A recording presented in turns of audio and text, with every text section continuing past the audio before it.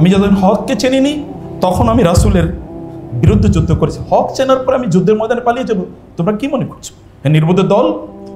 খালেদ, আপনি একটু সরেন তো আমার কাছ থেকে, আমাকে একটু যেতে দেন। খালেদের ওইখানে তিনি আছেন, খালেদের সাথে তিনি কথা বলছিলেন। এর মধ্যে খালেদ আক্রান্ত হয়েছেন, সেনাপতি আক্রান্ত হয়েছেন। এটা কিন্তু ভয়াবহ অবস্থা। অনেকেই সেখান থেকে পালিয়ে চলে যাচ্ছিল। খালেদ তাকে বললেন আমাদের সেফটির মধ্যে যাওয়া দরকার। তিনি বললেন খালেদ একটু আপনি সরেন, আপনি রাসূলের হাতে আগে বায়াত করেছেন, আপনি ইসলাম গ্রহণ করেছেন, আপনি জানেন আমি এবং আমার বাবা রাসূলের কত বিরোধিতা করেছি। আমি আজকে একটা চান্স পেয়েছি, আমি সেটার কাফফার করতে চাই। রাসূলের বিপক্ষে যে আমি ছিলাম, আজকে আমি সুযোগ পেয়েছি, আমি তার কাফফার করতে চাই। আমি রাসূলের বিরুদ্ধে অনেকগুলো যুদ্ধে অংশগ্রহণ করেছি, রাসূলের বিরুদ্ধে আমি যুদ্ধ করেছি। আজকে আমি রোমানদের থেকে পালিয়ে যাব? তোমরা কি মনে করছো? ইন্না হাযা লা ইয়াকুনু আবাদা, আল্লাহর কসম এটা কখনোই হবে না। হে নির্বোধ লোকের দল, যতদিন আমি হককে চিনতে পারিনি ততদিন আমি আল্লাহর রাসূলের বিরুদ্ধে যুদ্ধ করেছি। সেই আমি আজকে যখন হককে চিনেছি, সে হককে রেখে আমি পালিয়ে যাব? তোমরা কি মনে করছো?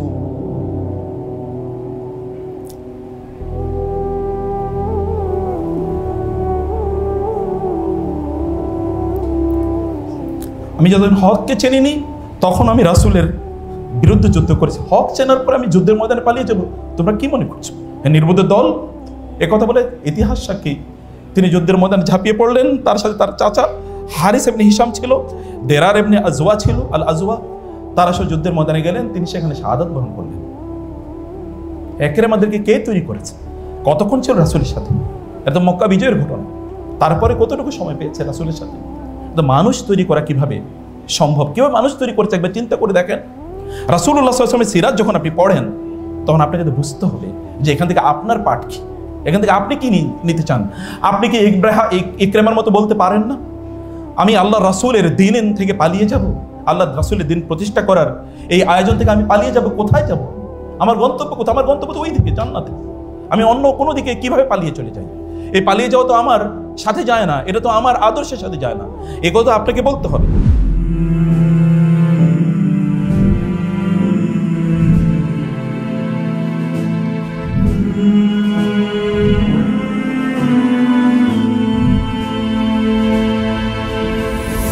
আসসালামু আলাইকুম ওয়া রাহমাতুল্লাহি ওয়া বারাকাতুহু। বিসমিল্লাহ ওয়া সলাতু ওয়া সালামু আলা রাসূলিল্লাহ ওয়া আলা আলিহি ওয়া আসহাবিহি ওয়া মাওয়ালা মা বাদ। হিজরি ৮ম সাল, 13ই রমাদান, খুব সকালে যখন চারিদিকে শীতের আবহ চলছিল, এমন একটি সময়ে অবসাদ ক্লান্ত চেহারা নিয়ে, উস্কো খুস্কো জামা কাপড় নিয়ে এবং মাথায় একটা রেশমি কালো পাগড়ি খুব এলোমেলোভাবে পরে অবসন্ন চেহারা নিয়ে আসলেন আবু সুফিয়ান, মক্কার তৎকালীন নেতা। তিনি আসলেন দারুন নাদওয়ার কাছে। লোকেরা সব রুদ্ধশ্বাসে তার জন্য অপেক্ষা করছে। তিনি এসে মাথা নিচু করে দাঁড়ালেন। সবাই পিনপতন নীরবতায় সেখানে রয়েছেন। তারা ভাবছেন তাদের নেতা তাদেরকে কি বলবেন, কি সংবাদ তাদেরকে দেবেন আজ এই মুহূর্তে। তাদের মাথার উপর পাখিগুলো স্তব্ধ হয়ে আছে, মনে হচ্ছে যেন চারিদিকে বাতাস বইছে না, নিস্তব্ধ নীরবতা। তিনি মাথা তুললেন। তার চেহারা বিধ্বংস, বিধ্বস্ত এবং একজন পর্যুদস্ত মানুষের চেহারা। তিনি সবার দিকে তাকিয়ে বললেন, মুহাম্মদ সাল্লাল্লাহু আলাইহি ওয়াসাল্লাম 10,000 সৈন্য নিয়ে তিনি মক্কার দিকে এগিয়ে এসেছেন। তোমাদের কোনো সামর্থ্য এবং শক্তি নাই তাকে প্রতিহত করার। একথা তিনি বলছেন। লোকজনের মনে হচ্ছে যেন তাদের নিঃশ্বাস বন্ধ হয়ে যাবে। তারপরে তিনি কি বলবেন, তিনি এরপর কি বলবেন, এটা নিয়ে তারা ভাবছেন। এর মধ্যেই তিনি বললেন, আমি যা দেখেছি তা তোমরা দেখোনি। একথা যখনই তিনি বলছিলেন, তখনই পাশে দাঁড়ানো ছিলেন তার স্ত্রী হিন্দা। হিন্দা লক্ষ্য করে বললেন, হে মক্কার লোকজন, হত্যা করো এই ভীরু কাপুরুষ অকর্মণ্য এই নেতাকে। মক্কার এই নেতা অপদস্থ এবং লাঞ্ছিত হোক। আবু সুফিয়ান ক্লান্ত দৃষ্টিতে সবার দিকে তাকালেন, বললেন, হে লোকজন, এই মহিলা যেন তোমাদেরকে বিভ্রান্ত না করে, তোমাদেরকে যেন ধোকায় না ফেলে। খবরদার, এই মহিলা কথায় তোমরা কর্ণপাত করবে না। অতঃপর তিনি তাদেরকে লক্ষ্য করে বললেন, আমি যা দেখেছি তোমরা তা দেখোনি। আমি এত অস্ত্র দেখেছি, এত ঘোড়া দেখেছি, এত শক্তি দেখেছি যা আরবের ইতিহাসে আমি কখনো দেখিনি। এতক্ষণে লোকেরা ভাবছিল যে মুহাম্মদ রাসূলুল্লাহ সাল্লাল্লাহু আলাইহি ওয়াসাল্লাম মক্কায় আসছেন, তারা জানতো। এটা তাদের কাছে অস্পষ্ট ছিল না, কিন্তু তাদের কাছে অস্পষ্ট যে জায়গায় ছিল যে গত রাতে তাদের যে কেন্দ্রীয় নেতৃত্ব মুহাম্মদ সাল্লাল্লাহু আলাইহি ওয়াসাল্লামের তাঁবুতে তার সাথে দেখা করতে গিয়েছেন, সন্ধি করবেন, চুক্তি করবেন, তা কি তাহলে কার্যকর হয়নি? তাহলে কি তাদের বিজয়ের অথবা তাদের সম্মান এবং আত্মগৌরবের শেষ প্রচেষ্টাটুকু ব্যর্থ হয়ে গেছে? তারা কি তাহলে অপমানিত এবং লাঞ্ছিত হবে? এভাবে তারা ভাবছিল। আবু সুফিয়ান তখন বলে উঠলেন, হে লোকেরা, তোমরা যারা আমার ঘরে গিয়ে আশ্রয় নেবে তারা নিরাপদ থাকবে। কেউ একজন তাচ্ছিল্যের সুরে বলে উঠল, তোমার এই নেতৃত্ব অপমানিত এবং অপদস্থ হোক, লাঞ্ছিত হোক। আরেকজন বলে উঠলেন, তোমার ঘরে গেলেই আমাদের লাভ কি আবু সুফিয়ান? আবু সুফিয়ান কারো দিকে তাকালেন না, তিনি মাথা নিচু করে আবার বলতে থাকলেন যে বাইতুল্লাহে প্রবেশ করবে সে নিরাপদ থাকবে, যে তারা নিজের ঘরে থাকবে সে নিরাপদ থাকবে, যে অস্ত্রগুলো ছেড়ে দেবে, ফেলে দেবে, প্রতিরোধ করবে না সে নিরাপদ থাকবে। এই কথা বলে আবু সুফিয়ান সেখান থেকে চলে গেলেন। লোকেরা ভাবছিলেন করণীয় কি? তারা কেউ কেউ ভাবছিলেন প্রতিরোধ করবেন কিভাবে, কেউ কেউ ভাবছিলেন তিনি যদি আসেন তাহলে কি অজুহাত বা অভিযোগ তার কাছে উপস্থাপন করবেন, কেউ কেউ ভাবছিলেন এখান থেকে পালিয়ে যাবেন কিনা। এরকম বিক্ষিপ্ত ভাবনা যখন চলছিল তখন কেউ একজন লক্ষ্য করে বললেন, চিৎকার করে বললেন, মুহাম্মদ জু তাওয়া অতিক্রম করেছে। লোকেরা ছুটে চলে গেল দারুন নাদওয়া থেকে। এমনই সময় রাসূলুল্লাহ সাল্লাল্লাহু আলাইহি ওয়াসাল্লাম 10,000 সৈন্য নিয়ে তিনি মক্কার প্রবেশদ্বারে প্রবেশ করলেন। লোকেরা বাইতুল্লাহ সামনে গিয়ে দাঁড়িয়ে আছে, মাথা অবনত। তিনি প্রবেশ করলেন, তিনি হাজার আসওয়াদের কাছে গেলেন। লোকেরা ভাবছে এখন তিনি কি করবেন, এখন তিনি বলবেন কি? আরবের আভিজাত্য কি শেষ হয়ে যাবে? কুরাইশদের নেতৃত্ব কি শেষ হয়ে যাবে? তাদের যে আত্মগৌরব এবং অহংকার যেগুলো তারা দীর্ঘদিন পর্যন্ত লালন করেছিল, এই মক্কা এবং এই বাইতুল্লাহ যেটি কোনোদিন কারো দাসত্ব কখনো গ্রহণ করেনি, কখনো এই অঞ্চল পরাজিত হয়নি, কোনো রাজত্বর কাছে কখনো এটি মাথা নত করেনি, তাকে তাহলে আজকে মাথা নত করবে? আমাদের অহংকার, আভিজাত্য, গর্ব ইত্যাদির কি হবে? বাইতুল্লাহর এই যে ব্যবস্থাপনা, এই যে সেকায়া, এই যে হিজাবা, এগুলোর হবে কি? তারা এগুলো নিয়ে ভাবছিল। এর মধ্যে তিনি সেখানে এসে উপস্থিত হলেন। তিনি প্রথম যে কথাটি বললেন, হে লোকেরা, বাইতুল্লাহর ব্যবস্থাপনা এবং হাজিদের পানি পান করানো ছাড়া আর যত তোমাদের গৌরব আছে, তোমাদের রক্তের যত দাবি আছে, তোমাদের সম্পদের যত অহংকার এবং দাবি আছে, তা সব আমার পায়ের নিচে আমি পিষ্ট করলাম। লোকেরা ভাবলো এরকম, এটা তো কোনো রাজার কথা না। তিনি আসলে চান কি? তিনি যখন এই কথা বলছিলেন তখন চারিদিকে সাহাবায়ে কেরামের ধ্বনি প্রতিধ্বনিত হচ্ছিল, লা ইলাহা ইল্লাল্লাহু ওয়াহদাহু লা শারীকা লা আনজাযা ওয়া'দা ওয়া নাসারা আবদা ওয়া হাযামাল আহজাবা ওয়াহদা। তারা ভাবলেন যে তার সকল কথাই কেবল কেন আল্লাহকে কেন্দ্র করে। তখন তিনি বলে উঠলেন, হে লোকেরা, তোমরা মনে রেখো তোমাদের জাহিলিয়াতের যে আভিজাত্য ছিল এবং তোমাদের বংশ গৌরব যেগুলো ছিল, এগুলো সব আল্লাহ সুবহানাহু ওয়া তাআলা লাঞ্ছিত এবং অপমানিত করেছেন। সকলে সৃষ্ট হয়েছে আদম এবং হাওয়া থেকে। এবং তিনি সূরাতুল হুজরাতের সে আয়াত তেলাওয়াত করলেন, ইয়া আইয়ুহান নাস ইন্না খালাকনাকুম মিন যাকারিন ওয়া উনসা ওয়া জাআলনাকুম শুউবান ওয়া ক্বাবাইলা লিতাআরাফু ইন্না আকরামাকুম ইনদাল্লাহি আতকাকুম। তিনি আয়াতগুলো তেলাওয়াত করলেন। তারা ভাবছিলেন যে তিনি বলছেন কি? তার মানে আমরা সবাই এখন একাকার হয়ে যাব? আমাদের মধ্যে যে কৃতদাসত্বের যে প্রথা ছিল, যে বর্ণ প্রথা ছিল, যে উচ্চ বংশ এবং নিচু বংশ ছিল, এগুলো কোনোটাই থাকবে না, একাকার হয়ে যাব আমরা। তিনি আসলে চান কি? তিনি আসলে কি বলতে চান? তিনি বলে উঠলেন, হে লোকেরা, তোমাদের সাথে আমি কেমন আচরণ করব? তোমরা কি চাও? তোমরা কি মনে করছো? তারা একটু সুযোগ পেলেন। এতক্ষণ তাদের প্রায় নিঃশ্বাস বন্ধ হয়ে যাচ্ছিল। তারা হাফ ছেয়ে বাঁচলেন, কিছু একটা বলার সুযোগ পেলেন। তারা বললেন, আপনি আমাদের সাথে একজন উত্তম ভাই এবং উত্তম ভাতিজার মতো করে আচরণ করবেন, আমরা তা চাই না।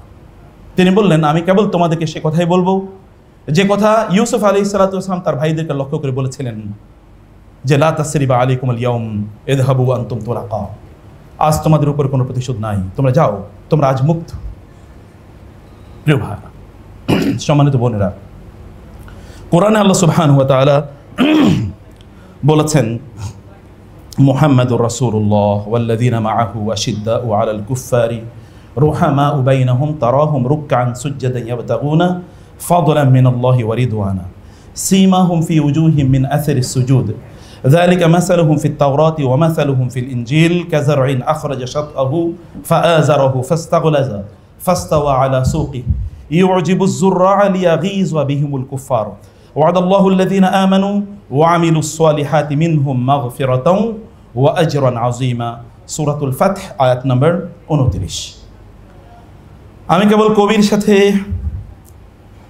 সুর মিলিয়ে বলতে চাই মিন আইনা আবদা ওয়াল হাদিসু গারামু ফাশ-শি'রু ইয়াকসুর ওয়াল কালামু কালামু মিন আইনা আবদা ফি মাদিহি মুহাম্মাদিন লাশ-শি'রু ইউনসিফুহু ওয়ালাল আকলামু হুয়া সাহিবুল খুলুকির রাফি' আলাল মাদা হুয়া কাঈদুন লিল মুসলিমিনা হুমামু হুয়া সাইয়্যিদুল আখলাকি দুনা মুনাফিসিন হুয়া মুলহামুন হুয়া কাঈদুন মুকদামু মাযা নাকুলু আনিল হাবিবিল মুস্তাফা فمحمد للعالمين إمام ماذا نقول عن الحبيب المجتبى ففي وصفه تتكسر الأقلام তিনি বলেছেন কবি বলেছেন আমি কোথা থেকে শুরু করব আমি জানি না আমি কিভাবে তার প্রশংসা করব আমি জানি না সকল কবিতা এবং সকল গদ্য পদ্য এগুলো কোনো কিছুই তো তার প্রতি জাস্টিস করতে পারবে না আমি জানি যে তিনি মহান চরিত্রের অধিকারী তিনি মুসলিমদের নেতা তিনি সবার সামনে সাহসিকতার মাধ্যমে তিনি এগিয়ে যান তিনি চরিত্রের উত্তম চরিত্রের সর্বোচ্চ আসনে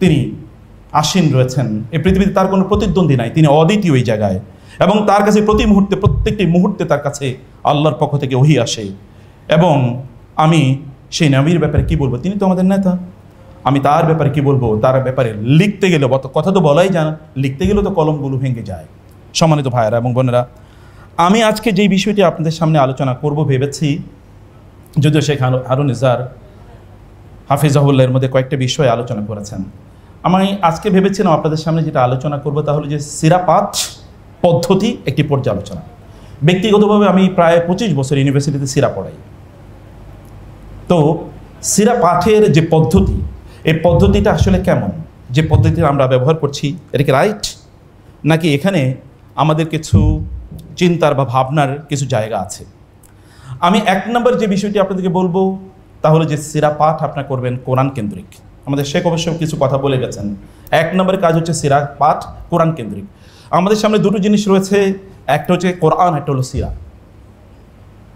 আমরা যখন সিরা পড়ি যখন কোরআন পড়ি তখন আমরা বলি যে এই আয়াতটি এই প্রেক্ষাপটে নাজিল হয়েছে no this should not be the way of reading the seerah of the Prophet sallallahu alaihi wasallam সিরা পড়ুন তার আলোকে কোরআন বুঝুন যদি না তা করেন তাহলে সিরার যেই পাঠ আমাদের আছে এই পাঠ আমাদেরকে খুব বেশি সামনে এগিয়ে নিয়ে যেতে পারবে না আপনি একবার চিন্তা করে দেখুন তো বদরের যুদ্ধের কথা একবার উহুদের যুদ্ধের কথা চিন্তা করে দেখুন তো আপনি কোরআন ছাড়া কিভাবে বুঝবেন আপনাকে তো কোরআনের সামনেই আসতে হবে আপনাকে কোরআন কেন্দ্রিক সিরা ওই আয়াতে যান এবং ওই আয়াত কেন্দ্রিক এবার সিরা পড়ুন রাসূলুল্লাহ সাল্লাল্লাহু আলাইহি ওয়াসাল্লামের আচ্ছা সূরা ফাতহের কথা একবার চিন্তা করে দেখুন তো সূরা ফাত কোন প্রেক্ষাপটে নাযিল হয়েছে মানব ইতিহাসে এরকম একটা ঘটনা আপনি দেখাতে পারবেন যে ঘটনা সূরাতুল ফাতহের প্রেক্ষাপট রাসূলুল্লাহ সাল্লাল্লাহু আলাইহি ওয়াসাল্লাম স্বপ্নে দেখলেন তিনি হজ বা উমরা করছেন বাইতুল্লাহ তিনি জিয়ারত করছেন তিনি সাহাবায়ে কেরামদেরকে বললেন যে আমি বাইতুল্লাহ জিয়ারত করতে যাচ্ছি রাসূলের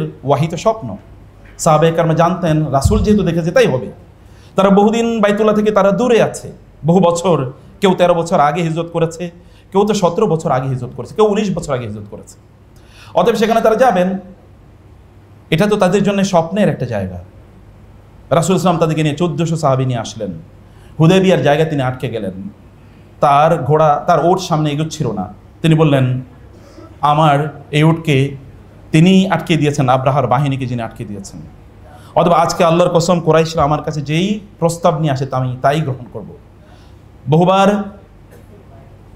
তাদের সাথে অ্যাম্বাসেডর অর্থাৎ তাদের ডিপ্লোম্যাট বিনিময় হলো কখনো এই আসলেন কখনো সে আসলেন না আমি সে আলোচনা করছি না সোহেল ইবনে আমর সর্বশেষ আসলেন রাসূলের সাথে চুক্তি করলেন রাসূলুল্লাহ সাল্লাল্লাহু আলাইহি ওয়াসাল্লামকে রাসূলুল্লাহ আলী রাদিয়াল্লাহু তাআলা বললেন ডিক্টেট করলেন তুমি লেখো আলী লিখছিলেন বিসমিল্লাহির রহমানির রহিম সোহেল ইবনে আমর বলেন আমরা তো বিসমিল্লাহির রহমানির রহিম জানি না আবার আর রহমান রহিম কোথা থেকে আসলো তাহলে কি করতে হবে লিখুন বিসমিকা আল্লাহুম্মা রাসূলুল্লাহ সাল্লাল্লাহু আলাইহি ওয়াসাল্লাম আলীকে বললেন আলী লেখো বিসমিকা আল্লাহুম্মা আলী রাদিয়াল্লাহু তাআলা আনহু তিনি রাসূল সাল্লামের চেহারার দিকে তাকিয়ে লিখে ফেললেন কিন্তু তিনি লিখতে চাইলেন না এরপরে তিনি লিখলেন যে এইটা হচ্ছে হাদা আহদুন বাইনা মুহাম্মাদিন রাসূলিল্লাহ ওয়া বাইনা সুহাইল ইবনে আমর। তিনি লিখলেন যে এটি লেখো তুমি আলী। আলী লিখছিলেন এটি।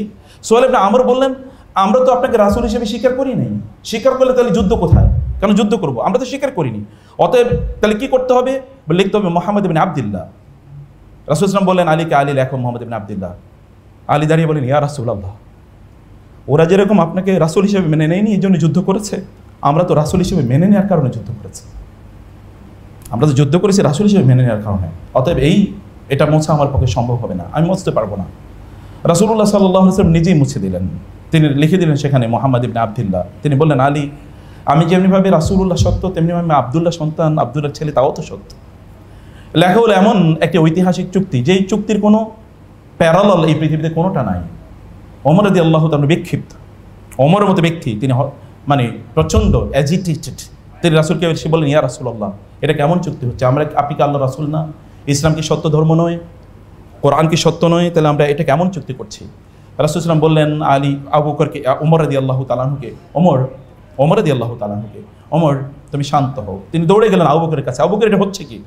তিনি বললেন, আবু বকর তাকে বললেন, ওমর তুমি কি জানো না তিনি আল্লাহ রাসূল, তিনি কি আল্লাহ রাসূলকে আল্লাহর নির্দেশ ছাড়া কোনো কাজ করেন। কেউ মানতে পারছিলেন না, চুক্তি হয়ে গেল। এর মধ্যে জানেন সোহেল ইবনে আমরের ছেলে যখন এখানে চলে আসে, তাকে ফেরত পাঠানো হচ্ছিল। এর মধ্যে তিনি বললেন, হে মুসলিমরা, আমাকে ফেরত পাঠানো হচ্ছে, আমাকে ওরা মেরে ফেলবে, হত্যা করবে, আমি পালিয়ে এসেছি। রাসূল বললেন, সবরান সবরান, ধৈর্য ধারণ করো, আল্লাহ তাআলা তোমাদের জন্য মুক্তির পথ রেখে দেবেন। তাকে তার বাবা নিয়ে যাচ্ছিলেন, রাসূলুল্লাহ সাল্লাল্লাহু আলাইহি ওয়াসাল্লাম তাকে সান্ত্বনা দিচ্ছিলেন। আবু বকর, ওমর বললেন, আমি তার পাশাপাশি যাচ্ছিলাম, বললাম যে তুমি আমার তলোয়ারটা নাও, নিয়ে তোমার বাবাকে হত্যা করো। তিনি বলেন যে না, আমি রাসূলের চেহারার দিকে তাকিয়েছি, এটা আমার জন্য আল্লাহ রাসূল অনুমোদন করেন নাই। তাকে নিয়ে যা হলো বিক্ষুব্ধ অবস্থা। চুক্তি শেষ, মক্কায় তো যাওয়া যাবে না চুক্তির কথা অনুসারে। রাসূলুল্লাহ সাল্লাল্লাহু আলাইহি ওয়াসাল্লাম তিনি সাহাবায়ে কেরাম থেকে বললেন, তোমরা তোমাদের কোরবানির পশুগুলো জবাই করো, অতঃপর তোমরা মাথা মুন্ডন করো। কেউ কোরবানির পশু জবাই করছে না, একটা ভয়াবহ অবস্থা, 1400 সাহাবী কেউ জবাই করছে না। রাসূলুল্লাহ সাল্লাল্লাহু আলাইহি ওয়াসাল্লাম তিনি একটু অপ্রস্তুত হয়ে পড়লেন, করণীয় কি। তিনি তার তাঁবুতে ঢুকলেন। উম্মে সালামা রাদিয়াল্লাহু বললেন, কি হয়েছে ইয়া রাসূলুল্লাহ, আপনাকে এরকম দেখা যাচ্ছে কেন। তিনি বললেন, আমি তো এরকম কথা বলেছি, এরা তো কেউ আমার কথা শুনছে না। উম্মে সালামা বললেন, এটা টেনশন করে কোনো কারণ নাই, আপনি যান, আপনার কোরবানির পশুগুলো জবাই করেন, তারপর আপনার মাথা মুন্ডন করেন, এরপরে দেখবেন কি হচ্ছে। তিনি তাই করলেন। দেখা গেল 1400 সাহাবী প্রত্যেকেই তাদের মাথা মুন্ডন করে ফেলল। মানব ইতিহাসে এরকম একটা ঘটনা দেখাতে হবে যেখানে 1400 মানুষের মধ্যে একজনও বিদ্রোহ করে নাই, এর মধ্যে একজনও অমুসলমান হয়ে যায় নাই, একজন বলে নাই যে এইরকম চুক্তি তিনিই তো, আপনি তো আমাদেরকে বলেছেন আমরা হজ করতে যাব, আপনি তো আমাদেরকে নিয়ে আসলেন, তাহলে আপনার কাছে কিসের ওহী আসে, আমরা তো যেতে পারলাম না। একজন বক্তব্য এরকম নেন নাই। তাদেরকে নিয়ে তিনি মদিনায় ফিরে যাচ্ছিলেন। মদিনার কাছাকাছি যাওয়ার পর এর মধ্যে সূরা নাজিল হলো, ইন্না ফাতাহনা লাকা ফাতহাম মুবিনা। যখন এই সূরা নাজিল হয়, রাসূলুল্লাহ সাল্লাল্লাহু আলাইহি ওয়াসাল্লাম ওমরকে ডাকলেন, ওমরকে ডাকো। ওমর ভাবলেন, এর মধ্যে তার মধ্যে খুবই টেনশন, আমি কি রাসূলের বিরুদ্ধে একটু কাজ করলাম, আমার বিরুদ্ধে কি তাহলে কোরআনের আয়াত নাজিল হয়ে গেল, সূরা নাজিল হয়ে গেল।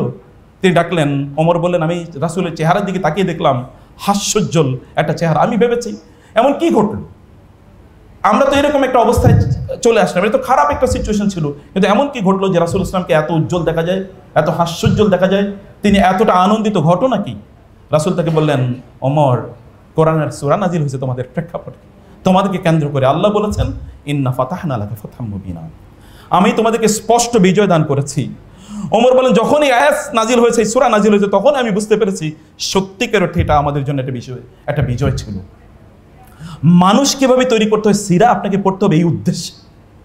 সিরার কেবলমাত্র সুপারফিশিয়াল রিডিং, কেবলমাত্র আপনি কিছু ঘটনা পড়ে গেলেন, কিন্তু এখানে আপনি কিছুই বুঝলেন না, কিছুই জানলেন না, আপনার মধ্যে সেই অনুপ্রেরণা তৈরি হলো না, আপনি সেরকম মানুষ তৈরি হলেন না।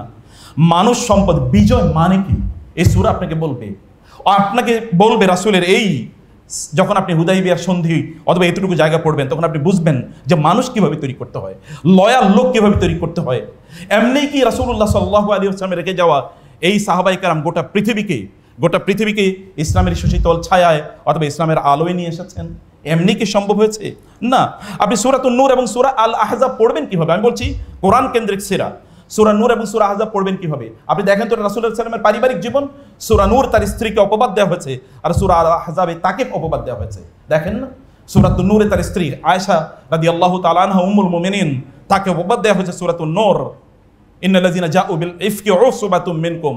আর সূরাতুল আহজাবে তাকে অপবাদ দেওয়া হচ্ছে যে তিনি তার পালক ছেলের স্ত্রীকে বিয়ে করেছেন, যায়নাব বিনতে জাহাশ রাদিয়াল্লাহু তাআলা আনহা। আপনাকে বুঝতে হবে দুটো সমন্বয় কি এবং কেন এটা হয়েছে। আপনি যখন সূরাতুত তাহরিম পড়বেন দেখবেন এর পারিবারিক টেনশন কিভাবে কাজ করে। কার পরিবারের টেনশন নাই? রাসূলুল্লাহ সাল্লাল্লাহু আলাইহি ওয়াসাল্লামের পরিবারের টেনশন তো ছিল। সূরাতুত তাহরিম এই প্রেক্ষাপট পড়েন, তাইলে আপনি বুঝবেন যে পারিবারিক টেনশনগুলো কিভাবে সমাধান করতে হয়। রাসূলুল্লাহ সাল্লাল্লাহু আলাইহি ওয়াসাল্লাম 1 মাসের জন্য তিনি তার স্ত্রীদেরকে বর্জন করলেন, ওই তাহরিমকে, যেটা একটা মানে মাগাফির খাওয়াকে কেন্দ্র করে 1 মাসের জন্য তিনি বর্জন করলেন। বর্জন করার পর যখন তিনি 29 দিন এর প্রেক্ষাপটে তিনি ফিরে আসলেন, তার স্ত্রী আয়েশা রাদিয়াল্লাহু তাআলা তাকে বললেন, ইয়া রাসূলুল্লাহ, আপনি না বলেছেন 1 মাস আমাদের সাথে থাকবেন না? এখনো তো 1 মাস হয় না, আজকে তো 29 দিন। আমরা হলে রাগান্বিত হয়ে চলে যেতাম, তোমাদেরকে তালাকি দিলাম, যাও। তিনি বলছেন, আয়েশা আপনি জানেন না, মাস কিন্তু 29 দিনও হয়। কি situation! Hot situation has been normalised within seconds. আপনি দেখবেন যে এখনকার তালাকগুলোর প্রেক্ষাপট দেখবেন কথার কারণে 90% তালাক হয় এবং অধিকাংশ হচ্ছে মহিলাদের পক্ষ থেকে। আদর রাসূল সাল্লাল্লাহু আলাইহি ওয়াসাল্লাম কিভাবে এটাকে ডিফিউজ করেছেন, you will have to understand. এবং সিরা আপনাকে যখন পড়বেন তখন আপনি দেখবেন যে আপনাকে রিফ্লেক্টিভ ওয়েতে সিরা পড়তে হবে। যুবকদের এখন প্রচুর পরিমাণ হতাশা, সূরা দোহা কই আপনাদের জন্য? কোন প্রেক্ষাপটে সূরা দোহা নাজিল হয়েছে সেটা পড়ুন এবং দেখেন আপনার হতাশা কোথায় যায়। তাহলে আমরা বলেছি 1 নম্বরে সূরা পড়তে হবে হচ্ছে কোরআন সেন্ট্রিক, কোরআন কেন্দ্রিক হচ্ছে সূরা, মানে আপনার সিরা পড়তে হবে। সিরা কেবলমাত্র গদ্যের মতো করে পড়ে গেলে হবে না। সিরার কোরআন যার উপর নাজিল হয়েছে, কোন প্রেক্ষাপটে নাজিল হয়েছে, সেই জায়গাটা আপনাদেরকে ভালো করে বুঝতে হবে। আপনি যখন কোরআন পড়েন, যখন আপনি সিরা পড়বেন, সিরা পড়ার পরে কোরআনের যেন 90% আপনার কাছে ক্লিয়ার হয়ে যায় যে এই তো সেই প্রেক্ষাপট, যেই প্রেক্ষাপটের সিরাতে আমি এটা পড়ে এসেছি। আপনি রিলেট করতে পারেন, relate and co relate and reflection, এটা আপনি করতে পারবেন। এরকম একটা জায়গা আপনাকে নিতে হবে। 2 নম্বর হচ্ছে সিরার ক্ষেত্রে কেস স্টাডি ভিত্তিক সিরা পড়তে হবে। আপনি যখন সিরা পড়বেন তখন আপনার নিজের জীবনের সাথে একবার মিলিয়ে দেখুন তো। আপনি যারা বিবি এমবিএ পড়েছেন আপনারা জানেন যে কেস স্টাডি পড়েছেন, এবং যারা যারা যারা যারা মেডিকেল সায়েন্স পড়েছেন তারাও জানেন কেস স্টাডি প্রচুর পরিমাণ, ভেরি ইম্পর্টেন্ট। সিরার ব্যাপারে কি কোনো কেস স্টাডি নাই? অবশ্যই কেস স্টাডি আছে। আপনাকে তো সেই কেস স্টাডিগুলো আপনাকে অবশ্যই ভালো করে জানতে হবে যে এই ঘটনার সাথে আমার কি মিল আছে এবং এখান থেকে আমি কি শিখতে পারছি, এখান থেকে আমি কি নিতে পারছি। আজকে ধরেন তো গোটা পৃথিবীতে আজকে যে মুসলমানরা মার খাচ্ছে, সেই ব্যাপারে আপনি সিরা থেকে কি নেবেন? আল্লাহ সুবহানাহু ওয়া তাআলা আমাদেরকে জানিয়ে দিয়েছেন, ফাইম্মা তাসকাফান্না ফিল হারদি তাসকাফান্নাহুম ফিল হারদি ফাশাররিদ বিহিম মান খালফাহুম লাআল্লাহুম ইয়াযাক্কারুন ওয়া ইম্মা তাখাফান্না মিন কওমিন খিয়ানাতান ফামবিদ ইলাইহিম আলা সাওয়া ইন্নাল্লাহা লা ইউহিব্বুল খাইনিন ওয়া লা ইয়াহসাবান্নাল্লাযীনা কাফারু সাবাকু ইন্নাহুম লা ইউজিজুন ওয়া আ'ইদ্দু লাহুম মাসতাতা'তুম মিন কুওয়াতিন ওয়া বিররিবাতিল খাইলি তুরহিবুনা বিহি আদুওয়াল্লাহি ওয়া আদুওয়াকুম ওয়া আখারিনা মিন দুনিহিম লা তা'লামুনাহুম আল্লাহু ইয়া'লামুহুম। আপনি যখন সিরা পড়বেন আল্লাহ রাসূল সাল্লাল্লাহু আলাইহি ওয়াসাল্লামের যুদ্ধের বিষয়গুলো, প্রেক্ষাপটগুলো আপনাকে জানতে হবে না? রাসূলের যুদ্ধগুলো যখন আপনি পড়েন তখন আপনার মাথায় কি আসে, আপনার চিন্তা চেতনায় কি আসে? এখন তো আমরা ইসলামকে সিভিলাইজেশন রিলিজিয়ন, সভ্যতার ধর্ম, শান্তির ধর্ম এইরকম বলে আমরা দিনকে চিত্রিত করার চেষ্টা করছি। আল্লাহ রাসূলকে বলেন নাই যে আল্লাহ সুবহানাহু ওয়া তাআলা আমাকে পাঠিয়েছেন আনা নাবিয়্যুর রাহমা ওয়া নাবিয়্যুল হারব, আমি যুদ্ধের নবী, আমি শান্তির নবী। তিনি কি কথা বলেন নাই? তিনি কি বলেন নাই বুইস্তু বাইনা ইয়াদাই সাআতি বিসাইফি, আমি কিয়ামতের আগে তলোয়ার নিয়ে এসেছি? কথা কি তিনি বলেন নাই? অতএব যদি আপনি এই পৃথিবীতে যদি আপনার দ্বীনকে প্রতিষ্ঠিত করতে চান, আপনি যদি চান যে কেবলমাত্র শান্তির মাধ্যমে সব প্রতিষ্ঠিত হয়ে যাবে, যুদ্ধ ছাড়া শান্তি আসে কবে? কোথায় এসেছে যুদ্ধ ছাড়া শান্তি? আল্লাহ রাসূল সাল্লাল্লাহু আলাইহি ওয়াসাল্লামের সিরা যখন আপনি পড়বেন তখন দেখেন না তিনি কি করেছেন। রাসূল সাল্লাল্লাহু আলাইহি ওয়াসাল্লাম কি বলেন নাই আল্লাহ তাআলা আমাকে এমন 5টি জিনিস দিয়েছেন যে 5টি জিনিস অন্য কাউকে দেওয়া হয় নাই?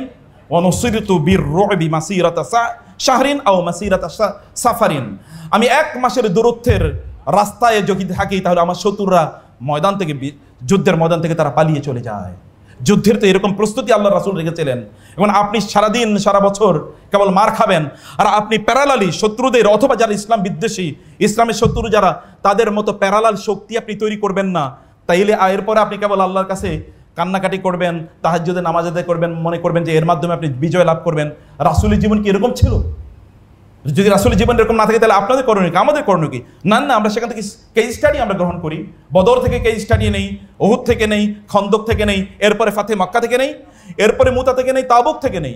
কেস স্টাডি আমাদের অবশ্যই এটি আমাদেরকে গ্রহণ করা দরকার। রাসূলুল্লাহ সাল্লাল্লাহু আলাইহি ওয়াসাল্লাম তিনি মানুষদেরকে কিভাবে তৈরি করেছেন। আপনার এখানে অনেকে আছে যারা বিয়ে করেন না, কিন্তু বোনরা আছেন বিয়ে করেছেন, আপনারা বিয়ে করবেন, আপনাদের সন্তানদেরকে কিভাবে তৈরি করবেন। রাসূলুল্লাহ সাল্লাল্লাহু আলাইহি ওয়াসাল্লামের সাথে যারা যে সকল শিশুরা হাঁটছিল চলতো, সেই সকল শিশুদের পরবর্তী অবস্থা দেখেন তো।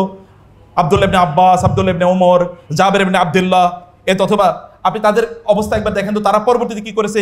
আব্দুল্লাহ ইবনে আমর ইবনুল আস, তারা পরবর্তীতে কোথায়। মুআয ইবনে জাবাল, এরা কোথায় গিয়েছেন। আনাস ইবনে মালিক, এরা কোথায়। এরা তৎকালীন মুসলিম বিশ্ব পরিচালনা করেছে, নেতৃত্ব তারা প্রদান করেছে। তিনি তাদেরকে কিভাবে তৈরি করেছেন। আপনাদের সন্তানদেরকে আপনারা অথবা আপনাদের ভাই, ছোট ভাই বোনদেরকে আপনি কিভাবে তৈরি করবেন, সেই পাঠ তো আপনাদেরকে সিরা থেকে নিতে হবে। রাসূলুল্লাহ সাল্লাল্লাহু আলাইহি ওয়াসাল্লামের কাছে যখন লোকেরা আসেন, মুহূর্তের মধ্যে পরিবর্তন হয়ে যায়। আপনাদের ঘটনা মনে নাই?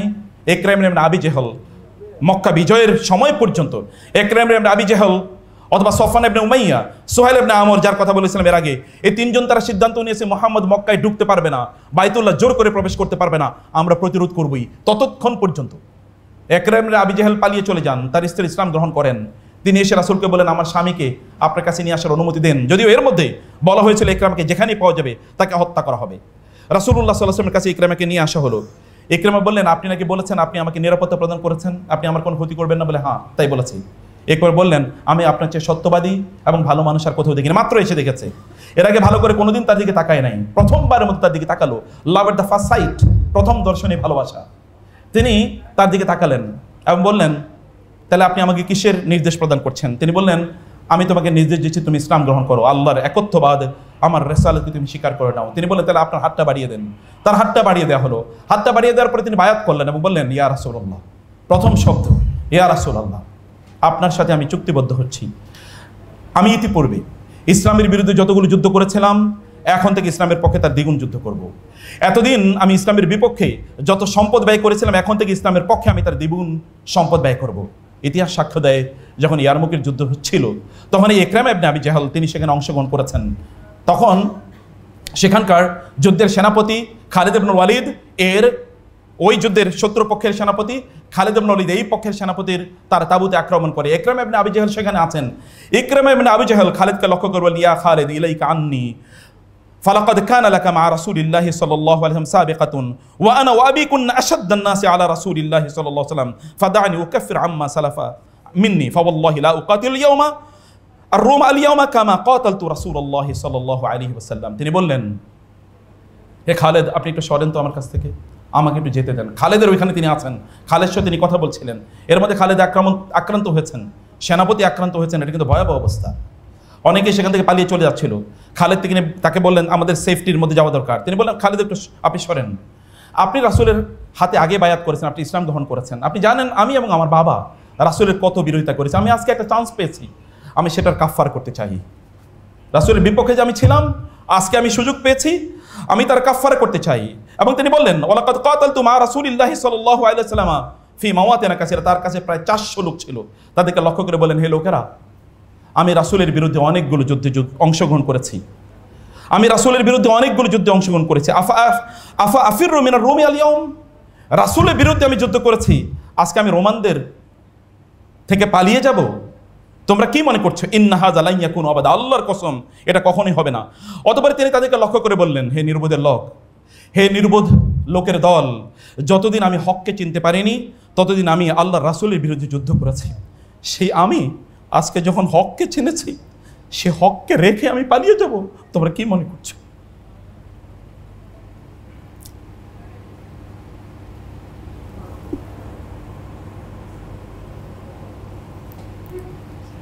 আমি যখন হককে চিনিনি তখন আমি রাসূলের বিরুদ্ধে যুদ্ধ করেছি, হক চেনার পর আমি যুদ্ধের ময়দানে পালিয়ে যাব?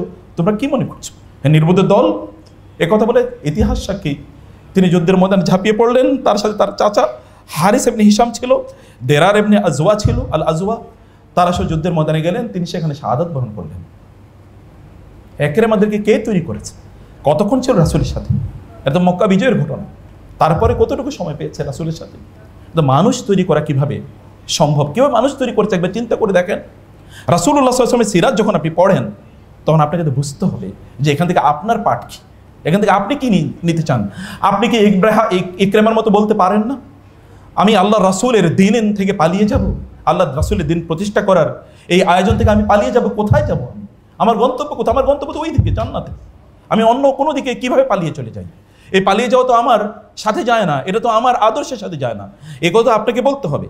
রাসূলুল্লাহ সাল্লাল্লাহু আলাইহি ওয়াসাল্লাম তিনি আরবদেরকে এমনভাবে তিনি তৈরি করেছেন, এখানকার মানুষগুলোকে, যে সমগ্র পৃথিবীতে তারা কিভাবে দিনের ঝান্ডা তারা উড্ডীন করেছিলেন, একবার একটু দেখেন তো। রাসূলুল্লাহ সাল্লাল্লাহু আলাইহি ওয়াসাল্লাম আপনার আকাবার শপথ যখন আপনি পড়বেন, তখন আপনার সাথে আপনি মেলাবেন এটা।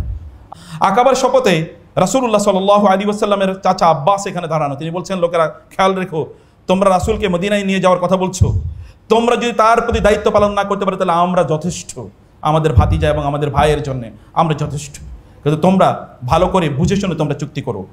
এর মধ্যে রাসূলুল্লাহ সাল্লাল্লাহু আলাইহি ওয়াসাল্লাম যখন তাদের সাথে চুক্তি করছিলেন, আব্বাস ইবনে উবাদা আল খাজরাজি রাদিয়াল্লাহু তাআলা তিনি দাঁড়ালেন এবং তিনি দাঁড়িয়ে বললেন, হে খাজরাজের লোকেরা, তোমরা কি জানো আজ আল্লাহ রাসূলের সাথে কিসের উপর বায়াত করছো? উত্তরে তারা বলেন, হ্যাঁ। তিনি বললেন, তোমরা তার সাথে সাদা কালো নির্বিশেষে সকল মানুষের বিরুদ্ধে যুদ্ধ করার জন্য বায়াত করছো। তোমরা জানো তোমাদের অন্তরে যদি সামান্য কোনো ভাবনা থাকে যে এই চুক্তির কারণে তোমাদের সম্পদগুলো লুণ্ঠিত হবে, তোমাদের দলপতি এবং তোমাদের অভিজাত লোকেরা সেখানে আক্রান্ত হবে, তারা হতে পারে নিহত হবে এবং শত্রুদের হাতে হতে পারে তাদের জীবন দিতে হতে পারে, তাহলে তোমাদের মধ্যে যদি এটুকু সামান্য আতঙ্ক থাকে, কনফিউশন থাকে, তাহলে এখনই থেমে যাও, আর সামনে এগোয়ো না। আল্লাহর কসম করে বলছি, তাহলে তোমরা দুনিয়াতেও ভালো থাকবা, আখিরাতেও ভালো থাকবা। আদারওয়াইজ তোমরা যদি এখন চুক্তি করেছো, এই চুক্তি যদি সামান্য একটু লঙ্ঘন করো, তাহলে তোমরা দুনিয়াতেও লাঞ্ছিত হবে, আখিরাতেও লাঞ্ছিত হবে। আব্বাস ইবনে উবাদা আল খাজরাজি এই কথা যখন তিনি বলছিলেন, এই অবস্থায় তখনকার সেখানকার লোকেরা তারা লক্ষ্য করে বললেন যে, হে আব্বাস, আপনি থামুন, আমরা আল্লাহ রাসূল সাল্লাল্লাহু আলাইহি ওয়াসাল্লাম এর সাথে চুক্তি করেছি, যদি আমাদের সম্পদগুলো লুণ্ঠিত হয়, আমাদের লোকেরা যদি মারাও যায়, তাহলে এই চুক্তি থেকে আমরা মুহূর্তের জন্য আমরা এই চুক্তি থেকে লঙ্ঘিত হব না, এক মুহূর্ত আমরা এখান থেকে সরে যাব না। এবং তারা বলেন, ইয়া রাসূলুল্লাহ, আমরা তাহলে এই মর্মে চুক্তি করলাম, যদি আমরা এই চুক্তি করি তাহলে আমরা বিনিময় কি পাবো? রাসূলুল্লাহ সাল্লাল্লাহু আলাইহি ওয়াসাল্লাম বললেন, আল জান্নাহ। তারা বলেন, তাহলে তো আমাদের জন্য আর কোনো কিছু প্রয়োজন নাই, আমরা তো বড় কোনো পোস্ট চাই না, কারণ আমি বিপ্লব করেছি। এখন আপনারা যেটা চিন্তা করেন, আমরা বিপ্লব করেছি, আমরা পোস্ট পাবো না কেন? আমরা মন্ত্রী হব না কেন? আমরা কেন সচিব হব না? আমরা কেন ব্যবসা বাণিজ্য পাবো না? আমরা কেন এরকম পাবো না? সাহাবায়ে কেরাম তারা কি বলেছেন? খাজরাজিরা অথবা আউস এই গোত্রের লোকেরা তারা বললেন, যেহেতু জান্নাতের কথা আপনি বলেছেন, আমাদের আর কোনো প্রয়োজন নেই, জান্নাতে আমাদের জন্য যথেষ্ট। আলোচনা কিন্তু থামে নাই। এর মধ্যে আরেকজন ইয়াংম্যান, তার বয়স আমি জানি না, তার বয়স হয়তো 18-20 হবে, তার নাম হচ্ছে আবু যুরারা রাদিয়াল্লাহু তাআলা আনহু। তিনি বললেন, রুয়াইদান ইয়া আহলা ইয়াসরিব, এই ইয়াসরিবের অধিবাসীরা একটু থামো, কারণ তখনও মদিনার নাম মদিনা হয় না, তখন এর নাম ইয়াসরিব। তিনি বলেন, একটু ধীরে, ইয়াসরিববাসীরা, তোমরা জানো আমরা এত দূর অতিক্রম করে এসেছি, কেবলমাত্র আমরা জানি তিনি আল্লাহ রাসূল মুহাম্মদুর রাসূলুল্লাহ, আমরা কেবল এই জন্য এসেছি। আজ যদি আমরা মদিনায় ফিরে যাই এই চুক্তি করার পর, তবে মনে রাখবে সমগ্র আরব বিশ্বের বিরুদ্ধে আমরা যুদ্ধ ঘোষণা করলাম। তাহলে মনে রাখবে যে তোমাদের শ্রেষ্ঠতম, আবার মনে করে দিচ্ছি, তোমাদের শ্রেষ্ঠ তোমরা সেখানে নিহত হতে পারে, তোমাদের আরবদের সাথে তোমাদের সম্পর্ক ছিন্ন হতে পারে, তোমাদের তলোয়ারগুলো তোমাদের বিরুদ্ধে পরিচালিত হতে পারে। তোমরা যদি এই ব্যাপারে ধৈর্য ধারণ করো, তাইলে কেবল এর প্রতিদান তোমরা আল্লাহর কাছে পাবে। আর যদি তোমাদের অন্তরে সামান্য কোনো দুর্বলতা থাকে, তাইলে তোমরা সেই দুর্বলতার কারণে সেটা তোমরা আজকে প্রকাশ করো, তাহলে আল্লাহ তোমাদেরকে ক্ষমা করে দেবেন, তোমাদের কোনো বিপদ হবে না। কিন্তু তোমরা আজকে কোনো দুর্বলতা থাকলে সেটা তোমরা প্রকাশ করো, দুর্বলতা নিয়ে তোমরা কোনো চুক্তি করার প্রয়োজন নাই। তখন তারা তাকে বললেন, আমতে আন্না ইয়া আসাদ, আসাদ আমাদের থেকে দূরে সরে যাও। ফাওয়াল্লাহি লা নাদউ হাযিহিল বাইআতা আবাদা ওয়া লা নুসআলুহা আবাদা ফাবায়ানাহু ফাখাযা আলাইনা ওয়া শারাতা ওয়া ইউতিনা আলা যালিকাল জান্নাহ। তিনি বললেন, তারা বললেন, তাকে লক্ষ্য করে, আসাদকে লক্ষ্য করে বললেন, আসাদ ইবনে জুরারা তাকে লক্ষ্য করে বললেন, হে আসাদ, তুমি সরে যাও, আল্লাহর কসম আমরা কখনোই এই অঙ্গীকার, এই বায়াতকে আমরা লঙ্ঘন করব না, কোনোদিন তা খণ্ডন করব না। আমরা রাসূলের সাথে এই মর্মে চুক্তিবদ্ধ হয়েছি, আমরা আমাদের জীবন, সম্পদ এবং পরিবার তার জন্য আমরা কোরবানি করে দেব, বিনিময়ে কেবল আমরা জান্নাত চাই। ইতিহাস সাক্ষী, এই যে যারা তার হাতে বায়াত করেছে, এর মধ্যে একজন আল্লাহ রাসূলের বিরুদ্ধে বিট্রে করেন নাই, বরং এর অধিকাংশই পরবর্তীতে রাসূলুল্লাহ সাল্লাল্লাহু আলাইহি ওয়াসাল্লামের জন্য অথবা তার দ্বীনের জন্য তারা যুদ্ধের ময়দানে শাহাদাত বরণ করেছে। সিরা যখন আপনি পড়েন, তখন আপনাকে তো এই জায়গাগুলো আপনাকে অবশ্যই আপনাকে বুঝতে হবে যে আল্লাহ রাসূল সাল্লাল্লাহু আলাইহি ওয়াসাল্লামের সিরা আমাদের জন্য এবং আপনাদের জন্য কি নিয়ে আসে। মুগীরা ইবনে শুবার কথা যদি না বলি তাহলে তো হয় না। মুগীরা ইবনে শুবা রাদিয়াল্লাহু তাআলা আনহু তিনি গেলেন তৎকালীন পার্সিয়ানদের সাথে, পারস্যের সম্রাট তার সেনাপতি রুস্তমের সাথে সাক্ষাৎ করেছেন। রুস্তম ডেকে নিয়ে গেলেন যে মুহাম্মাদের অনুসারীরা তারা কারা, তারা কেন এতটা বিজয়ী এবং তাদের এত শক্তির উৎস কোথায় এটা জানার জন্য সেখানে তিনি গেলেন। যাওয়ার পরে তিনি রুস্তমের একেবারে পাশে গিয়ে তাদের সেনাপতি তাদের পাশে গিয়ে বসলেন। আর পারস্যিয়ান অর্থাৎ তৎকালীন পারস্য সাম্রাজ্যের সেনাপতির তার অবস্থান কেমন হতে পারে, তার বিশাল বড় আসন, এবং তার পাশে গিয়ে তিনি বসলেন, জোর করে তিনি বসলেন। এখানে লোকের এসে তাকে সেখান থেকে টেনে নামিয়ে দিল। তিনি অবাক হয়ে গেলেন, এরা আমাকে নামিয়ে দিচ্ছে কেন, বুঝতে পারছি না তো। তিনি তাদেরকে লক্ষ্য করে বললেন, কানাত তাবলুগুনা আনকুমুল আহলাম, তোমাদের ব্যাপারে আমাদের কাছে এই সংবাদ পৌঁছেছিল যে তোমরা প্রচন্ড জ্ঞানী গুণী মানুষ, কিন্তু আমার চোখে তোমরা এখন দুনিয়ার সবচেয়ে নির্বোধ। কারণ কি, আমরা আরবরা সবার সাথে একই রকম আচরণ করি, ধনী গরিবের মাঝে কোনো ভেদাভেদ করি না, যুদ্ধ ছাড়া আমরা কাউকে কোনোদিন দাস বানাই না। আমি মনে করেছিলাম তোমরাও সবার সাথে একই আচরণ করবে, অথচ তোমরা যে একে অপরকে খোদার আসনে বসিয়ে রেখেছ, এটা যদি আগে আমাদেরকে জানিয়ে দিতে তাহলে তো আর তোমাদের সাথে বৈঠকের কোনো সিদ্ধান্তই আমার নেওয়ার প্রয়োজন হতো না, তাহলে তো আমার এখানে আসার কোনো প্রয়োজন হতো না, তোমাদের কাছে আমার আসার কোনো প্রয়োজন পড়তো না, অথচ তোমরা নিজেরাই আমাকে আমন্ত্রণ জানিয়ে এখানে নিয়ে এসেছো। আপনি যখন দেখবেন, সিরা যখন পড়বেন, তখন আপনি দেখবেন আল্লাহ রাসূল সাল্লাল্লাহু আলাইহি ওয়াসাল্লাম কিভাবে সবাইকে সমানভাবে সম্মান এবং মর্যাদা দিয়েছেন, সবাইকে কিভাবে তিনি তুলে নিয়ে এসেছেন, এবং সবাইকে কিভাবে তিনি সমাজের জন্য তৈরি করেছেন, দিনের জন্য তৈরি করেছেন রাসূলুল্লাহ সাল্লাল্লাহু আলাইহি ওয়াসাল্লাম। যখন সিরা আমরা পড়ি, এগুলো তখন আমাদের কাছে একেবারে স্পষ্ট হয়ে যায়। কিন্তু আমরা যদি সিরাকে এইরকম কেস স্টাডির মধ্যে যদি আমরা নিয়ে না যাই, তাহলে সত্যিকার অর্থে সিরা পাঠ আমাদের জন্য কোনোভাবেই কল্যাণ নিয়ে আসবে না। আপনি দেখেন রাসূলুল্লাহ সাল্লাল্লাহু আলাইহি ওয়াসাল্লামের সাহাবায়ে কেরামদের যারা ইসলাম গ্রহণ করেন না, তাদের মধ্যে কিছু কিছু নৈতিকতা ছিল। আপনি দেখেন না, হেরাক্লিয়াসের সাথে যখন আবু সুফিয়ান যখন আলাপ আলোচনা হয়, আবু সুফিয়ানকে হেরাক্লিয়াস অনেকগুলো প্রশ্ন করেছিল। তার মধ্যে হেরাক্লিয়াসের প্রশ্নের মধ্যে একটা প্রশ্ন ছিল, ওয়াহাল ইয়াগদির, তিনি কি কোনোদিন মানুষের সাথে প্রতারণা করেছেন? আবু সুফিয়ান বললেন যে না, আমাদের সাথে তিনি কোনোদিন প্রতারণা করেন নাই, কিন্তু গত বছর অর্থাৎ এই যে হুদাইবিয়াতে তার সাথে আমাদের একটা চুক্তি হয়েছে, গত এক বছর তিনি এরকম কোনো কিছু করেছেন কিনা আমরা জানি না। আবু সুফিয়ান পরে বললেন স্মৃতিচারণ করতে গিয়ে, ওয়াল্লাহি, আল্লাহর কসম করে বলছি, আমি মুহাম্মদুর রাসূলুল্লাহ সাল্লাল্লাহু আলাইহি ওয়াসাল্লামের বিরুদ্ধে কিছুই বলার মতো ছিল না, সেখানে তার বিরুদ্ধে কিছুই বলতে পারে নাই, কেবল এতটুকু ঢোকানোর চেষ্টা করেছে, একটা কনফিউশন। তাও কনফিউশন মাত্রা কি? কনফিউশন মাত্রা হচ্ছে এরকম, ওই যুগে লোকেরা মিথ্যা কথা বলাটা তাদের জন্য আভিজাত্যের বিরোধী মনে করতো, আর আমরা তো অবলীলায় মিথ্যা কথা বলে যাচ্ছি। আপনি সিরা থেকে পাঠ নিচ্ছেন কি? আপনার নিজের জন্য কি পাঠ নিচ্ছেন? আমি বলছি যে এই পাঠটা আমাদের নিজেদের কেন্দ্রিক হওয়া দরকার। আমরা এখানে কেস স্টাডি যেন নেই, আমাদের নিজেদের উন্নয়নের জন্য। 3 নম্বর যে বিষয়টি, তাহলে যে বিশ্লেষণ ধর্মী, ইতিহাস ধর্মী নয়। আমরা কেবল ইতিহাস পড়ছি, একবার গদ বাদা কেবল গল্প পড়ে যাচ্ছি, গল্প করে যাচ্ছি, এর বাইরে কোনো কিছু না। কিন্তু বিশ্লেষণ করবে কে? অ্যানালাইসিস করবে কে? এটা গভীরভাবে চিন্তা করবে কে? Reflective reading of the Sira of the prophet সাল্লাল্লাহু আলাইহি ওয়াসাল্লাম, গভীরভাবে এই সিরাকে ভালোবাসা, সিরাকে চিন্তা করা, নিজের স্ট্র্যাটেজি ইত্যাদি তৈরি করার জন্য এটা কে করবে? আমি আপনাদেরকে একটা বইয়ের কথা বলি, এই বইটা আমি হাতে করে নিয়ে এসেছিলাম। এই বইটা হচ্ছে সিরাতুন নবী। বইটা লিখেছেন ওয়াদ্দা খানফার, তিনি ওয়ার্ল্ডের 200 মোস্ট ইনফ্লুয়েন্সিয়াল থিঙ্কার্স এর মধ্যে একজন, মুসলিম। ওয়াদ্দা খানফার তিনি বলেছেন strategic and political study of the Sira of the prophet সাল্লাল্লাহু আলাইহি ওয়াসাল্লাম। রাসূলুল্লাহ সাল্লাল্লাহু আলাইহি ওয়াসাল্লাম সিরাকে পলিটিক্যাল এবং স্ট্র্যাটেজিক দিক থেকে যদি আমি পড়ি, তিনি বলেছেন যে আমরা রাসূলুল্লাহ সাল্লাল্লাহু আলাইহি ওয়াসাল্লাম যখন সাহাবায়ে কেরাম যখন আবিসিনিয়া হিজরত করে চলে যায়, আমরা যদি বলি কেবলমাত্র জুলুম এবং অত্যাচার থেকে বাঁচার জন্য ওইখানে গিয়েছেন, তো এটা রং reading of the Sira of the prophet সাল্লাল্লাহু আলাইহি ওয়াসাল্লাম হবে। কারণ সেখানে তো জাফর ইবনে আবি তালেবের উপর অত্যাচার করা হয় নাই, ওসমান ইবনে আফফানের উপর অত্যাচার করা হয় নাই, আবু বকরও চলে যাচ্ছিলেন, তার উপর তো অত্যাচার করা হয় নাই। তাইলে তারা কেন গেলেন? নিশ্চয়ই এই জায়গাটার স্ট্র্যাটেজি কি ছিল? এখানে আসলে পরবর্তীতে আল্লাহ রাসূলকে একটা রাষ্ট্র প্রতিষ্ঠা করা লাগবে। এই রাষ্ট্র প্রতিষ্ঠার জন্য ওইখানে সেই রাষ্ট্রটি ছিল সবচেয়ে নিকটবর্তী এবং সবচেয়ে জাস্টিসের উপর ভিত্তিশীল। এটা তারা যেন সেখান থেকে শিখে আসেন। এবং নেতা প্রয়োজন ছিল। রাষ্ট্র পরিচালনা করতে হলে নেত্রী লাগবে না, এখন যেমন নেতৃবৃন্দ লাগবে না। এখন যেমন আমরা বলি খেলাফা প্রতিষ্ঠা করবো, খেলাফা প্রতিষ্ঠা করলে কারা চালাবে, এরকম প্রশ্ন আমাদেরকে অনেকেই করেন। তাহলে রাষ্ট্র চালাবে কে? কাকে খলিফা বানাবেন? কাকে ওই মিনিস্টার, কাকে ওই মিনিস্টার বানাবেন? তার মানে লোকের অভাব আছে। আল্লাহ রাসূল সাল্লাল্লাহু আলাইহি ওয়াসাল্লাম মক্কায় থাকা অবস্থায় তিনি বুঝেছেন এই দিন যদি প্রতিষ্ঠিত করতে হয় তাহলে আমার লোক লাগবে। সেই লোক কই? ওই লোক ওইখানে তিনি পাঠিয়ে তারপরে লোক তিনি তৈরি করেছেন। অতএব আমরা যখন সিরা পড়ি, কেবলমাত্র যেন এইটা কেবল ইতিহাসের পাঠ যেন না হয়, বরং ইতিহাসে আরেকটু গভীরে আমরা যেন এটাকে পাঠ করি। আবার 2-3 মিনিটের মধ্যে আমি লাস্টের কয়েকটা ইস্যু আপনাদেরকে বলি। সিরা পাঠের আরেকটা দিক হলো যেটা, তাহলে যে আমাদের চরিত্র কেন্দ্রিক, আমরা কেবল ইতিহাস কেন্দ্রিক যেন সিরা পাঠ না করি। তুলনামূলক বিশ্লেষণের কথা বলছি, সমালোচনা। আমরা সিরা যখন পাঠ করি তখন এটাকে সহি না কেবল ইমোশনাল কেবল কিছু স্টোরি এখানে আছে, অথবা মিথ্যা বহু বানোয়াট বহু কাহিনী সেখানে আছে, সেগুলো কেন্দ্রিক আমরা করছি। এটা কতটুকু অথেন্টিক, এবং এই কারণে আমি আপনাদেরকে বলবো কমপক্ষে অথেন্টিক একটা সিরা আপনার পড়ুন। সেটা হতে পারে ইব্রাহিম আলী তার বইটি সিরাতুন নবী, অথবা আকরাম দিয়া ওমরি আস-সিরা আস-সহিহা, এই নামে বইগুলো বাজারে আছে, বাংলায় আছে বইগুলো, আপনার বইগুলো পড়ে নিতে পারেন। আকরাম দিয়া ওমরি মদিনা ইউনিভার্সিটির প্রফেসর, অথবা আপনারা পড়তে পারেন মানে ইব্রাহিম আলী তার বইটা বাংলা অনুবাদ হয়েছে, এই বইটা আপনারা পড়তে পারেন। এই দুইটার কমপক্ষে একটা আপনারা পড়ুন, সিরা সহিহা, একেবারে সহি বর্ণনা, রাসূলের মুখে রাসূলের জীবনী।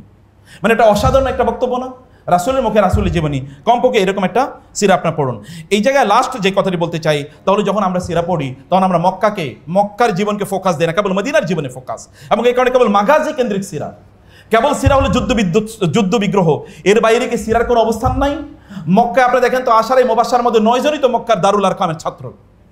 একজন হচ্ছে সাইদ ইবনে যায়েদ, তিনি তো ওই মদিনার বনু জোহরা গোত্রের, আদারওয়াইজ বাকি সবাই তো এখানকার। এরা কারা? গোটা পৃথিবীতে যারা ছড়িয়ে পড়েছিল, মোস্ট অফ দ্য মক্কার আর মদিনার আনসারীরা তারা যুদ্ধের মধ্যে বেশি শাহাদাত বরণ করেছেন। আপনাকে বুঝতে হবে যে সিরার ডাইমেনশনটা, মক্কায় তো লোক তৈরি হয়েছে, মক্কায় কোনোদিন মুনাফিক তৈরি হয় না, কিন্তু মদিনায় মুনাফিক তৈরি হয়েছে। তাহলে মক্কা যদি আপনি ভালো করে স্টাডি না করেন, তাহলে আপনি কি সিরা পড়ছেন? আচ্ছা, সিরা পড়ার ক্ষেত্রে রাসূলের তার শিশুকাল এবং যৌবনকাল যদি আমরা না পড়ি, তাহলে আপনারা কিভাবে এরকম রাসূলের প্রতিবিম্ব হিসেবে, রিফ্লেকশন হয়ে আপনারা কিভাবে ডেভেলপ করবেন? আপনাদেরকে তৈরি হতে হবে, তার কারণে মক্কার জীবন আপনাকে ভালো করে পড়তে হবে।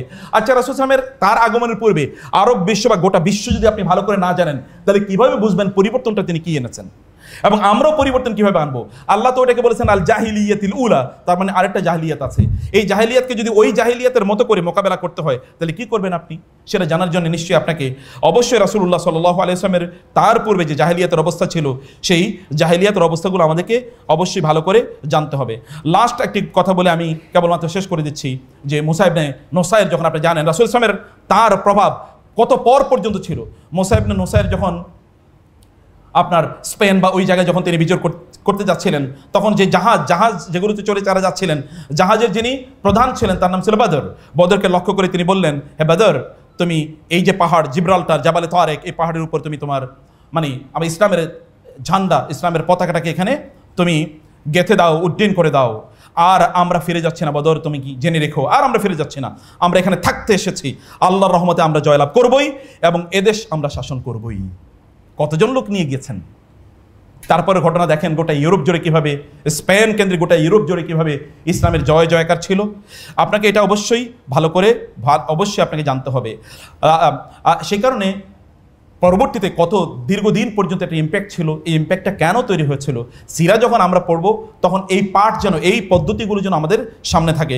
মানজাল্লাযী রাফা আস-সুয়ুফা লিয়ারফা ইসমাক ফাওকা হামাতিন নুজুমি মানারা কুন্না জিবালান ফিল জিবালি ওয়া রুব্বামা সিরনা আলা মাউজিল বিহারি বিহারা বিমাআবিদিল ইফরিনজি কানা আযানুনা ক্বাবলা আল কাতাইফি ইয়াফতাহুল আমসারা লাম তানসা ইফরিকা ওয়ালা সাহরাউহা সাজাদাতিনা ওয়াল আরদু তাকযিফু নারা। আপনাদেরকে অবশ্যই ইসলাম বুঝতে হলে অবশ্যই আপনাদেরকে ইকবাল পড়তে হবে। এটা ইকবালের কথা, ইকবালের বক্তব্য, ইকবালের কবিতা। ইকবাল বলেছেন, হে আল্লাহ, এই পৃথিবীতে কে আপনার নাম উড্ডীন করেছিল এবং কে পাহাড়গুলো অতিক্রম, কারা পাহাড়গুলো অতিক্রম করে এবং সমুদ্রের এই ঝঞ্ঝা বিক্ষুব্ধ তরঙ্গকে অতিক্রম করে কারা আপনার দিনের ঝান্ডা বিভিন্ন জায়গায় পৌঁছে দিয়েছিল। ইফরিনজিরা সেখানে পৌঁছার পূর্বে, ইফরিনজিদের দেশে পৌঁছার পূর্বে, আমাদের সৈন্যবাহিনী পৌঁছার পূর্বে সেখানে কারা আজান এর ধ্বনি সেখানে উচ্চারিত করেছিল। ইফ্রিকা মানে আফ্রিকা, এবং আফ্রিকার মরুভূমি পর্যন্ত আমাদের সেজদাগুলো এখনো বলে নাই। আমরা যখন ওই অঞ্চলে পৌঁছেছিলাম, ওইখানে ঢোকার আগে আমরা সেজদা দিতাম, ওইখানকার মরুভূমিগুলো পর্যন্ত এখন আমাদের সেজদার কথা স্মরণ রাখছে। যদি আমরা সত্যিকার অর্থেই এখনো যদি আমরা গোটা পৃথিবীতে ইসলামকে যদি ছড়িয়ে দিতে চাই, তাহলে আল্লাহ রাসূলের সিরা পড়তে হবে। সিরাকে সামগ্রিকভাবে পড়তে হবে, সামগ্রিকভাবে পড়তে হবে, এমনভাবে পড়তে হবে যেন এটা কেবল এককেন্দ্রিক না হয়ে যায়। কেবল এককেন্দ্রিক না, সিরার উপর কমপক্ষে 50টা বই পড়বেন। বলবেন যে সবই তো এক কথা, নো। প্রত্যেক লেখকের ডাইমেনশন আলাদা, প্রত্যেকের চিন্তা চেতনা আলাদা, প্রত্যেকের তার বক্তব্যের উপস্থাপনা আলাদা। সিরা পড়তে হলে, সিরাকে জানতে হলে কেবলমাত্র সিলেক্টিভ 1-2টা বইয়ের উপর নির্ভর করে আপনি দিনকে বুঝবেন না। আল্লাহর কসম, আল্লাহ রাসূলের সিরাটাই হচ্ছে ইসলাম, এবং আল্লাহ রাসূলের সিরার বাইরে এক ফোঁটাও ইসলাম নাই। অতএব ইসলাম বুঝতে হলে রাসূলের সিরা পড়তে হবে। আর যদি রাসূলের সিরা আপনি ভালো করে না বুঝেন, তাহলে আপনার ইসলামের বুঝও রং, এবং বুঝও কি অসম্পূর্ণ, ইমপারফেক্ট। আল্লাহ সুবহানাহু ওয়া তাআলা আমাদেরকে রাসূলের সিরা ভালো করে বোঝার তৌফিক দান করুন। আল্লাহুম্মা আমিন। হাযা সাল্লাল্লাহু সুবহানাহু ওয়া তাআলা নবিয়িনা মুহাম্মদ ওয়া আলিহি ওয়া সাহবিহি আজমাইন। সুবহানাকাল্লাহুম্মা ওয়া বিহামদিকা আশহাদু আল্লা ইলাহা ইল্লা আনতা আস্তাগফিরুকা ওয়া আতুবু ইলাইক। ওয়াসসালামু আলাইকুম ওয়া রাহমাতুল্লাহি ওয়া বারাকাতুহু।